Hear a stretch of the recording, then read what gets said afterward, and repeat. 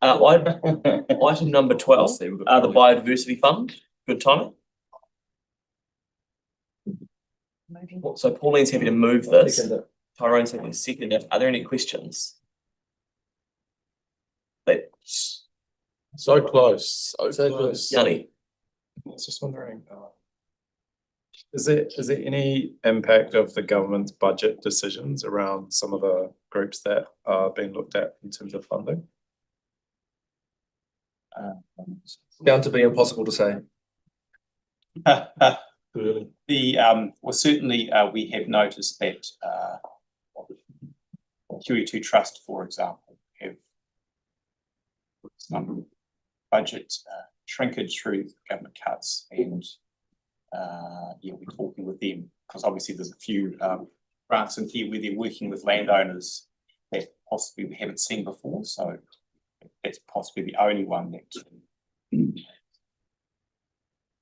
Okay, so I've got Pauline and then Celeste, and then we'll keep going. Thank you. Just a really quick one. I mean, those government funds perhaps won't kick in until the following year anyway. But the Richmond Community Garden Trust, and it's recommended decline because you're saying it actually fits better with the Environment Partnership Fund. But has that remind me, is that finished for this year? So they'd be looking at this financial year, or is there another round? Open for applications in the coming financial year. Yeah, so it's after June. Yeah. Thank you. Great, Celeste, and then Tyrone, and then. Will you be? Is it off? Okay, it's not off topic. Okay, good. In terms of the Biodiversity Fund and how that, it's just pick up on the comment made before around changes that might impact some of the delivery of that work, which we're supporting through the Biodiversity Fund. Do you think we'll have an opportunity to hear from you and the team before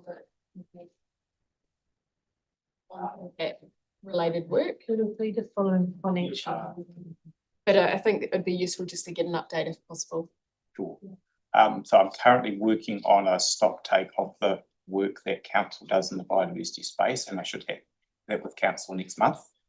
And Nick and I are also working with the regional council because they have a targeted rate for biodiversity programs within the Christchurch district, and they're doing a bit of a review at the moment on the investment, so we're involved in that. Okay, Tyrone, and then we'll. Just on the officer recommendation point 3, it says 483k out of 496. Is there a surplus of 12k still sitting there that can be applied for? Yes, there's 12,000 on October. Okay, so that's been moved and seconded. So does that get carried forward if it's not spent in this fund? Doesn't it? Have to talk to our. But if we just The hearing. Yes. Thank you. Great. Is that yes? Yep. Yes. Okay. Can I just speak to it? Yeah, sure. I mean, just thank you.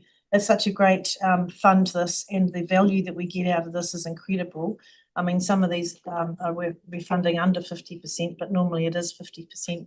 But the value we get from the volunteers doing all the a lot of it's pest control, fencing pests out, and plantings, and using volunteers mainly on the peninsula, and the improvement is actually outstanding, and I'm sure Councillor Fields will back me up on that what's happening there is just absolutely incredible.